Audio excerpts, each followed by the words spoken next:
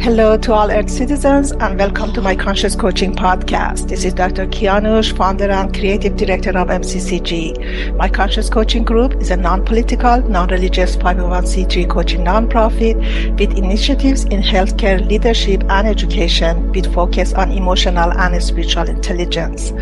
Our vision is to raise self and global awareness for a conscious mind through education and application of EQ and SQ, and our mission is to connect, collaborate, and partner with hospitals, academic colleges, and medical schools and organizations to embrace growth, self-healing, and self-coaching to achieve well-being and peak performance of individuals and the team as a one connected whole. Our guest speaker today is Dr. Howard Eisenberg, MSc, MD, and just a few words about him, that Howard is a medical doctor with postgraduate training in both psychology and psychiatry. He has been on faculty of the University of Toronto and is an associate professor of medicine at the University of Vermont. His clinical approach integrates holistic and consciousness-based practices. He is also the CEO of the international consultancy Syntrek Inc. and pioneered executive coaching since 50 years ago. On a more personal level, he has been a passionate lifelong quest to discover the true nature of the reality. Almost half a century ago, he authored his first trailblazing book, Inner Spaces, Parapsychological Exploration of the Mind. His multiple awards-winning new book, Dream It to Do It, The Science and the Magic, is the culmination of the successful quest to learn how reality works. Howard advocates for a paradigm shift in understanding reality, emphasizing the integration of scientific and spiritual perspective. His work seeks to bridge the gap between ancient wisdom traditions and contemporary scientific discoveries, providing tools for personal and collective transformation. Hello and very welcome to Conscious Coaching Podcast, Howard. Thank you so much for accepting our invitation and being with us today. Thank you so much for the honor and the presence, again, of so many other people to hear our discussion. Thank you. I appreciate that. So I always, Howard, ask my guest speakers, separate them the bio that I'm reading professionally, and how do they like that the word or a listener know them, even if it's the one word or one sentence? Try to be concise, I would say. I'm a lifelong seeker, and that's a long time. Now it's 78, and also teacher. So I've had a consuming desire to learn about how things work, what is real, what is good, from a very early age, and also a desire and almost a need these days to share with others. Yeah, such a great combination, the seeker and the teacher, both at the same time. And I'm going to start just going, because of the sake of time, going to my curious question, and asking you, tell us about your book. What's your primary motive was in writing your book? Another way, what's the story of your story? Well, okay, so the new book is Dream It to Do It, The Science and the Magic.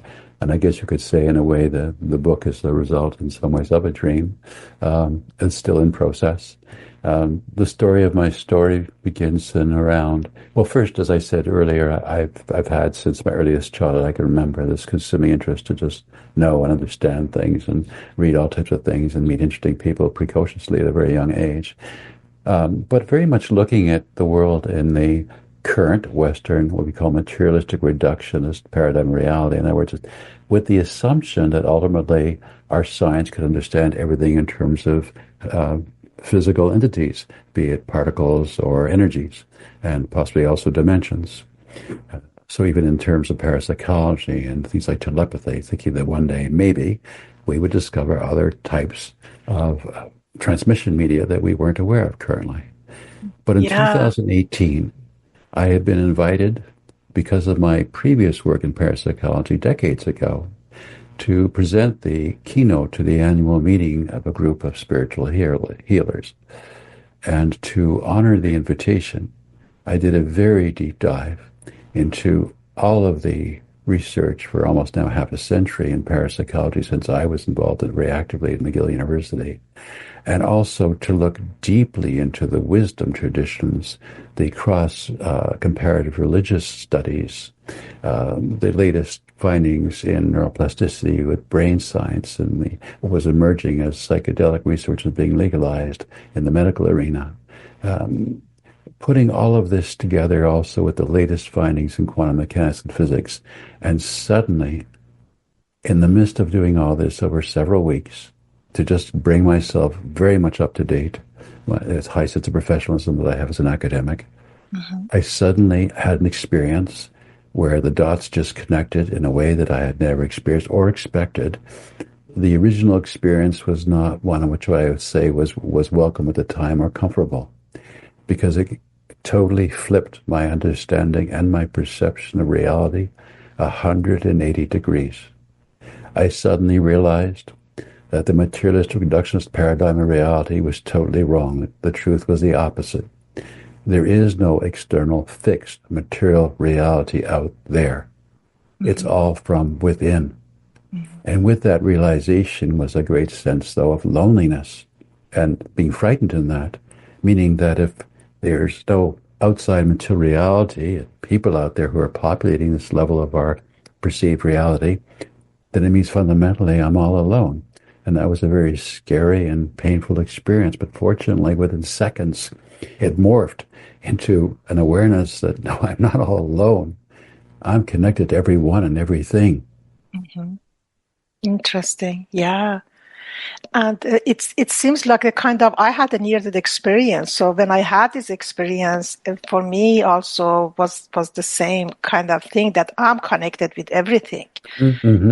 Yeah, and So consciousness continues. Yeah. If you want more of the story. So with that awareness back in 2018, which was very sudden, as I mentioned, very soon after that came a strong sense of what people say publicly in lay terms as premonition. In parapsychology, we call it precognition. So it's having an awareness of the future before on this level of our reality it is manifested, it is experienced. And it was a very dark premonition. I saw all of these rather horrific, disastrous things happening. And I could see so many things that right now plague us. And suddenly, with this awareness, I felt no choice but to care deeply. It's sort of like, when you're so aware, how can you not care? It's not a choice anymore. Yeah. Because we're all connected. That guidelines from biblical sources, like to use the Western one for a moment, the Golden Rule, but many other cultures and religions have their own version of that. To treat others as you want them to treat you, because at some level we're all connected. So it then became a sense of a mission with this awareness, with this feeling. I felt I have to issue a global wake-up call to the world, and realizing that my credibility may be on the line as a professional, that my vision, my mission was in a sense dreaming the impossible dream. Who could I, myself, with one little book, awaken the whole world? But I had to try, and I'm still trying, very actively engaged all over the world. Yeah, and I'm glad that you followed the calling, so, and as you mentioned, we are here to not only connect the dot, but also, just to be even more connected with each other and with our listener and the world. And the smallest steps, I guess, that's the creating the big movements. Yes. Howard, tell us, fundamentally, what did you fundamentally discovered about the manifesting, and also what is your discovering about that, how reality works and what reality really is?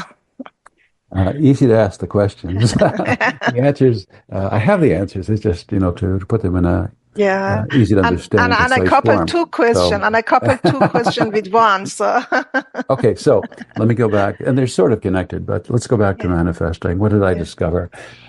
Two fundamental things. One, and this was a real shocker even to me as I understood the implications of it.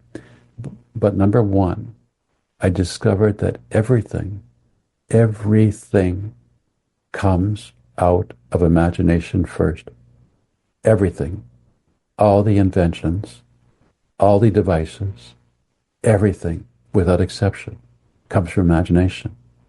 And yet in our Western culture, we discourage people from working with daydreams or learning how to program dreams, lucid dreaming, or even still there's great restriction on psychedelics and plant medicines. Our culture has devalued what we call imagination, and yet everything comes from imagination. As I said, all inventions. In my book, I actually detail some of the most famous inventors who very openly, very explicitly share how it came to them. Intuitions, dreams. And then even more conventionally for, ourselves here on this level, as humans, the placebo effect, where if you really believe something's going to help you or hurt you, it increases the probability it will. Or even more, amazing in some ways, the phenomenon of neuroplasticity, which is now science evidence-based, without question. And it means our minds, our thoughts, our feelings can literally physically rewire our brain. It's mind over matter, not matter-generating mind. Exactly. So that leads into the other part of your question, which is, how does reality work? Well, one quick answer to you from the Bible is, be still and know God. Teilhard de Chardin, the Jesuit theologian and paleontologist and philosopher, I think put it fairly accurately, although it took me a long time to appreciate it when he wrote this decades ago. And he said, we're not human beings having spiritual experiences. We're spiritual beings having human experiences. That's my favorite quote. So, I always, this really, I lived it through my experience, through my near-death experience. So, again, trying to keep my answer short and meaningful at the same time. In a way, what we call source, or what I call the universal mind, and what many people would call God, but I don't want to get into, looking at which religion is right or more right than any other ones. It's not about that. Mm-hmm. All the religions have this underlying a common view denominator called the perennial philosophy. And that is that there is more than one level of reality. On one level, we seem to be separate entities, and things around us seem separate from us in nature, just like the waves on the top of an ocean seem separate from each other. Mm-hmm. But also the waves of an ocean at their base are all connected. Yeah. And we too are all connected. It's just another level of awareness, of consciousness, that when we're on this level, we're not so aware of. It's almost like a game of hide and seek that source, that God is playing, so that we are in a way extensions from source of God. And we are, like I call us, amphibious beings, because we can live in more than one dimension. In a way, we are the source consciousness extended in skin suits. Just like we on Earth send astronauts to the moon in special spacesuits so they can survive. And once on the moon, they can communicate with us by audio and video and bring back specimens, which increases our awareness of what's outside of our planet. Similarly, by analogy, that is our role with Source. We are extensions of Source, increasing awareness of awareness. Yeah, I always says that we are, with my experience, that we all are one giant soul, and we are soul particles, like the pieces of puzzle being sent to Earth in this human body. And we are going to go back and merge again with the evolution of our souls and what we have added to this soul, as yes. Another addition of the consciousness to enrich the main and one consciousness. And that's right. Where our connectedness is coming from. So you and I are soul particles, pieces of puzzles, one in Toronto, one in Washington, D.C. And now we are connecting to make a little piece of that big picture. So for our Beautiful. listeners, yeah. Beautiful. Good. Hope it made sense what I said. Yeah. So Howard, what is your realization and experience about the spiritual power of love? I really believe in love as, the Buddha says love is the bird who can fly with compassion and wisdom. So, and I think love is the key. And the love that I experienced when I died or temporarily there was that knowing, living, intelligent love is just that is my fuel just to do what I'm doing. What does science say about the magic of love and spirituality? Many years ago, there was a psychiatrist, R.M. Buck, who had a spontaneous mystical experience, and he wrote it up as a book called Cosmic Consciousness. And in that book, which I had read some decades ago, he said he'd come to understand that the underlying principle of the universe was love. And although I had high respect for him and enjoyed his book, that particular statement or insight and conclusion by him, to me at the time, did not make sense. And if anything, I have to admit, I thought somewhat less of his wisdom in the book, saying it in such terms. But I've come to have a whole understanding of love. Love connects us. When people fall in love and they're looking into each other's eyes, they experience what I call a communion of souls. The two become one. You move from two me's to a we. And collectively, when you extend that love, whether about our family, or your friends, or your neighbors, your community, and ultimately, even if you allow yourself, the world, the whole globe, it connects. The opposite of that is hate and anger. And right now, in our world, the opposite, unfortunately, is dominating.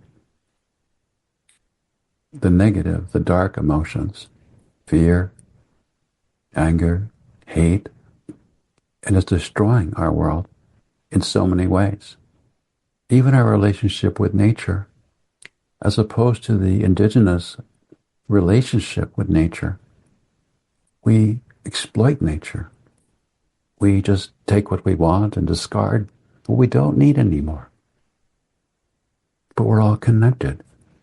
Even nature, everything is connected. And love is what connects us. When you're in a beautiful setting in nature, you can feel that sense of connection. When you can look up at a starry sky, again, you can feel some sense, some experience of that greater connection. And yet love is something available to all of us all the time. God is love. Yeah, and we are love as well, if we just know and be able to tap on that love. And as you mentioned, love is the bridge for connecting us. Yeah. And our heart, our physical heart, which we have dismissed in medicine as being just a pump. Whereas, as you may know, some of the ancient cultures believed that the heart was actually the center of our consciousness.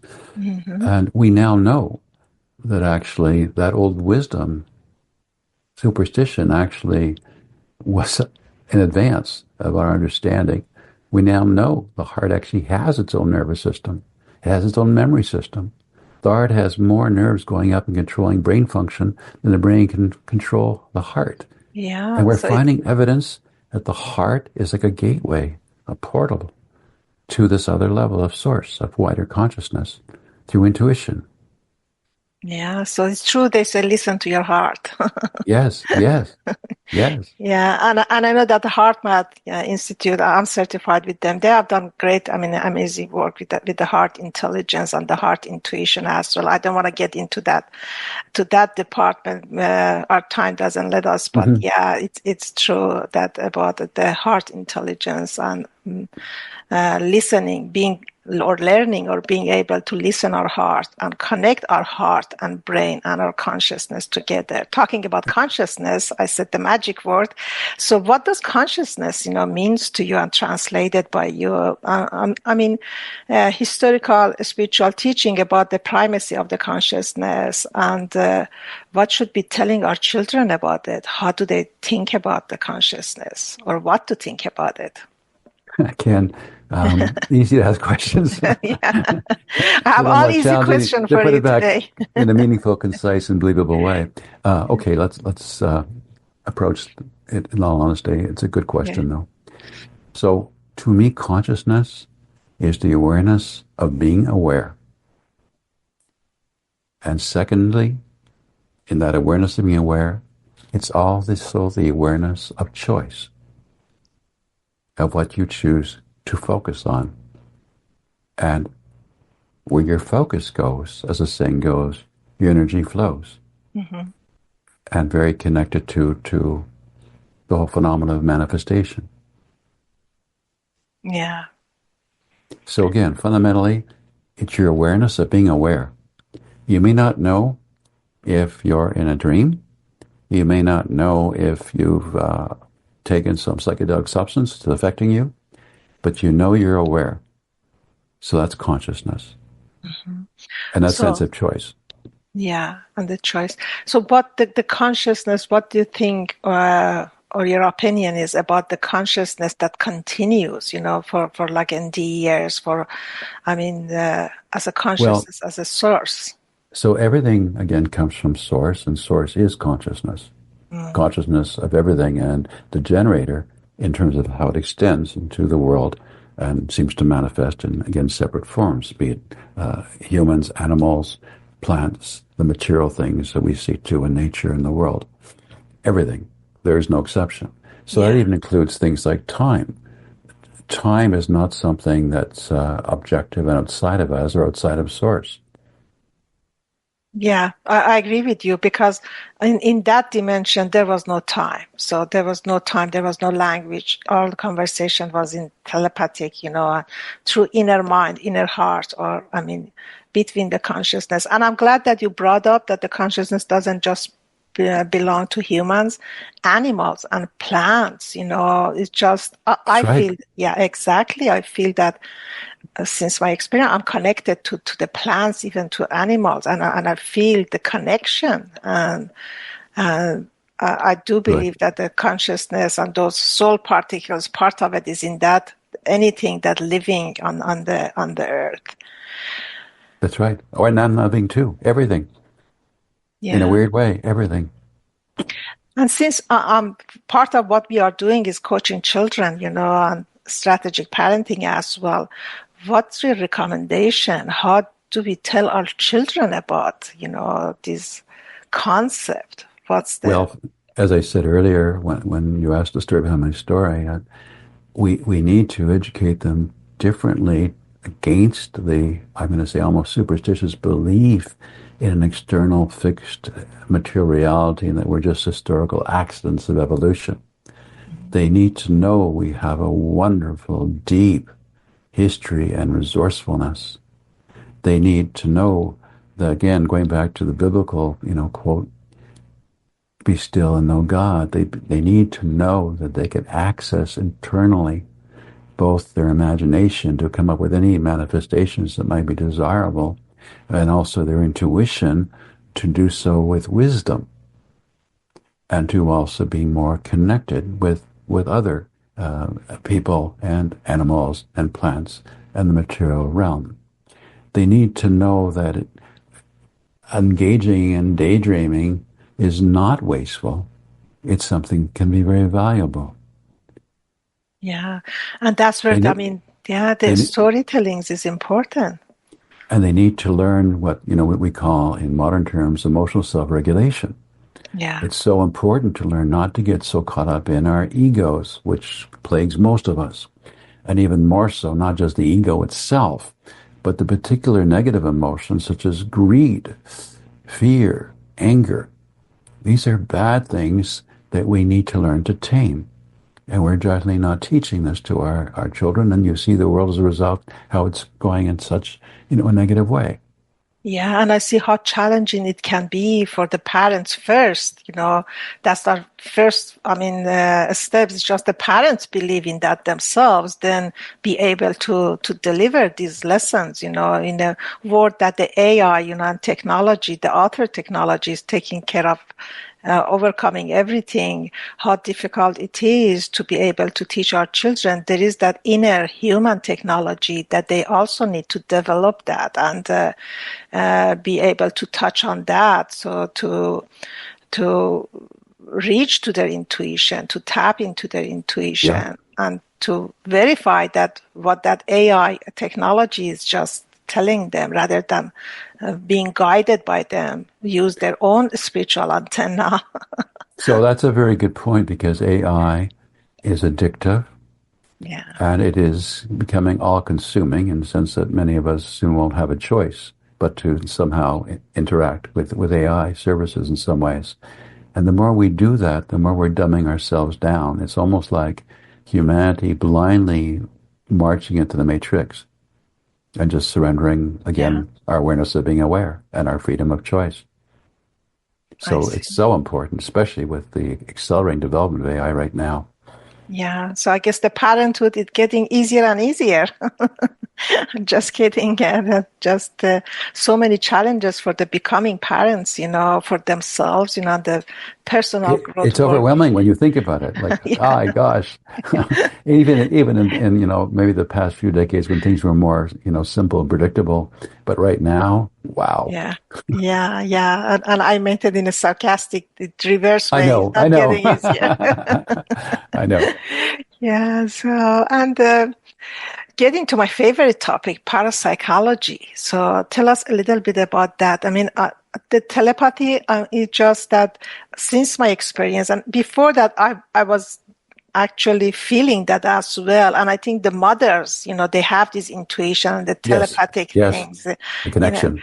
But my senses of the, telepathic conversation or knowing, sensing the future has really strengthened and heightened. And let us know what are your researches and studies. I saw actually a publication from yours on the Journal of Psychology. Tell us a little bit about parapsychology, telepathy, and all these amazing, magical words and concepts. My first book from half a century ago was Inner Spaces, Parapsychological Explorations of the Mind, and part of that was my thesis for a master's degree at McGill University on an actual experiment for my thesis on telepathy, which turned out to be extremely successful. The odds against chance at the time were over 100,000 to 1, and then it was also replicated. So again, the odds became astronomical against simple chance. And because it was conducted at McGill University for my graduate degree, and because they were very skeptical of such things, being very materialistic, I had to bend over backwards to have all types of controls and use the most rigorous statistical analyses. But despite all the filters and barriers they put in my way, it was a roaring success. And the way I did this was I knew from the spontaneous experiences people have when they experience premonitions or, as you mentioned, experiences of a telepathic concept, knowing someone else's, state of emotion or what they're thinking at a distance, or clairvoyance, seeing things at a distance. I knew most of them were involved in some way with emotion, emotionally charged. And so I tried to bring it into an experimental context where everything could be totally controlled. What I did was I took photographs from certain films that I had chosen, movie films that I had chosen for their dramatic impact. One, for example, being The Boston Strangler. Others being at the other end of the spectrum, just beautiful movies of areas of nature, of natural beauty. And I would give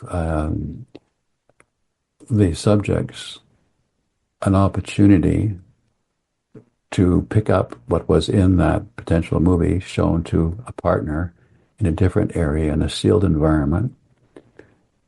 And the other person, who we'd call the receiver, was asked afterwards, after this period, with no sensory contact, to write down anything they could think of that had come into their mind, and then to take a package of 5 photographs and to choose one of those photographs that they thought was most correlated, most related to their main experience of any during that period, and then to rank order the other photographs, even though they were all very different, in terms, again, of how close they seemed, again, to whatever the theme might be. We found a number of ways of showing that there had been actual transmission of the information in detail between the, again, so-called sender and receiver, even though this was in a concrete building on 2 separate floors with 2 doorless offices with people outside and locked doors. So there was just no way they could communicate with each other through conventional means.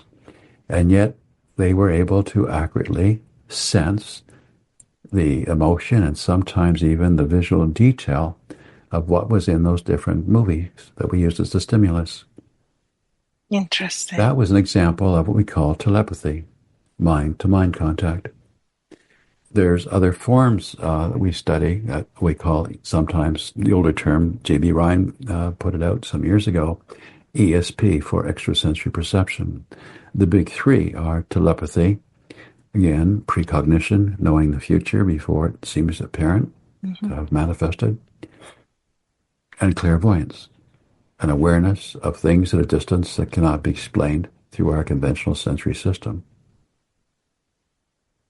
Then the other side of parapsychology, those are receptive things that we pick up perceptually. The other side of parapsychology is to look at our, if you like, expressive abilities from the mind, from our intention, to change physical reality, manifestation again, if you like. And this is something we study in parapsychology in very tightly controlled laboratory situations. Some of the most sophisticated research these days in that realm, with what we call precognition, or abbreviated as PK for short, is that working with very sophisticated physics instruments that you would normally see in a very high-level physics lab, and showing with things like random device generators and very extensive electromagnetic shielding, that people that come in and volunteer in these experiments can use their intention to modify the state of physical recording apparatus without any way physically that we understand in our understanding of physics and reality, and yet they are able to influence it. Yeah, such a fascinating, concept and subject. And I'm glad that you're coming to our Institute of Coaching, spirituality quest huddle, in coaching and leadership. So just to, more doing the autopsy of all these concepts that we were talking about and digging deeper into it. And our listener who are the actually fellow or associate member of the Institute of Coaching and hearing this podcast, just make sure you don't miss our March event that Dr. Howard Eisenberg will be with us, to continue this conversation and even digger into it. And I guess that maybe, who knows, we are going to have a part 2 of the podcast, in a few months as well. It seems that there is no end, to this conversation. And for the sake of time, I'm just starting to have, the closing section. So let us know that if you have any last word of wisdom for our listener, I have a few minutes more, and how our listener can find you if they want to reach you, and how they can, find your book. As I recommended to our listener, it's a very easy read book. I just finished that, and the more you read it, the more, you love it, and how then they can find more information about that. And if you have any last word of wisdom. Okay, thank you. The best way to contact me would be through my website, which is drhowardeisenberg.com. Doctor is just DR. So again, at contact at drhowardeisenberg.com. That's my website, and that will bring emails to me. And also gives you my website URL. Regarding how to obtain the book, Dreaming to Do It, The Science and the Magic, it's generally sold online around the world. In North America, primarily looking at Amazon, Barnes & Noble, Indigo chapters, and there are a number of other distributors of it. It can be ordered through bookstores, but they would have to make a special order through the printer Ingram Spark. And any last word of wisdom for us? We need to care more for each other. We need to follow the wisdom of the golden rule. Treat everyone else as you would want them to treat you. It's not that complicated. I love it. I love it. Thank you so much, Howard, for being here today. I love our conversation. I love your voice, even adding more to it. So calming, so presencing, so, and we are connecting the dot. And as you mentioned, thought become things. So hopefully this thought and this conversation becomes something for our listeners. And people feel free to follow us on our social medias and know about our future events and maybe future part of this conversation with Dr. Howard Eisenberg and other speakers that we are having online for you.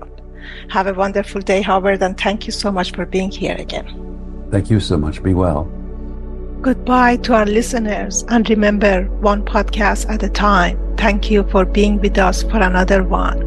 You can visit our website at myconscious.org to learn more about us, or write to us at coach@myconscious.org. And please stay connected by following us on our social media platforms, LinkedIn, Instagram, Facebook, or Twitter, not to miss our upcoming episodes and events. Love and light from all of us to you. Make it a great day, everyone.